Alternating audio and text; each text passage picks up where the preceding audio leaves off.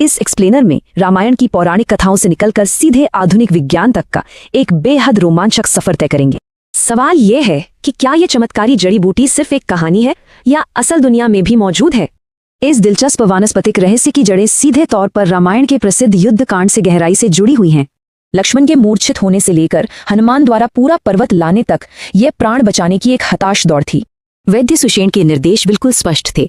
हिमालय की द्रोणागिरी पर्वत श्रृंखला से वो खास जड़ी बूटियां लानी थीं। उन्होंने 4 खास जड़ी बूटियों की मांग की, लेकिन इनमें सबसे ज्यादा महत्वपूर्ण थी एक विशेष बूटी, संजीवनी। संजीवनी का शाब्दिक अर्थ ही है जीवन को वापस लाने वाली। महाकाव्य में इसका उद्देश्य बिल्कुल साफ था। दिलचस्प बात यह है कि पौराणिक कथाओं से निकलकर ये खोज अब वास्तविक वनस्पति विज्ञान का हिस्सा बन चुकी है। आधुनिक विज्ञान ने इस चमत्कारी बिना फूल वाले पौधे को सेलाजिनेला ब्रायोप्टेरिस का सटीक वैज्ञानिक नाम दिया है।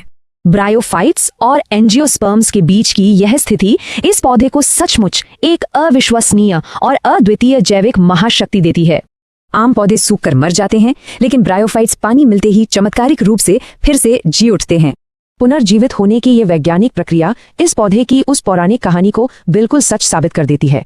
नमी के संपर्क में आते ही ये सूखा और निर्जीव सा दिखने वाला पौधा तेजी से हरा भरा हो जाता है।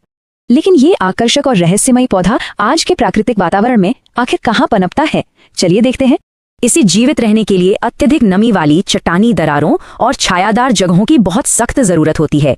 हैरानी की बात है कि हनुमान का पौराणिक उड़ान मार्ग आज के आधुनिक वानस्पतिक आवासों से काफी मेल खाता है। चेंचू जनजाति इसे पिट्टा अडगू कहती है। वे इसका उपयोग एक पारंपरिक रोग प्रतिरोधक टॉनिक के रूप में करते हैं। बुखार से लेकर नसों की कमजोरी तक इसके कई पारंपरिक उपयोग इसकी प्राचीन पुनर्स्थापना क्षमता को प्रमाणित करते हैं। दूध में मिले इस जड़ी बूटी के पाउडर का उपयोग थकावट मिटाकर तुरंत ऊर्जा वापस लाने के लिए किया जाता है। ये सचमुच हैरान करने वाला है कि प्राचीन ग्रंथों ने पौधे के जैविक गुणों को इतनी सटीकता से दर्ज किया।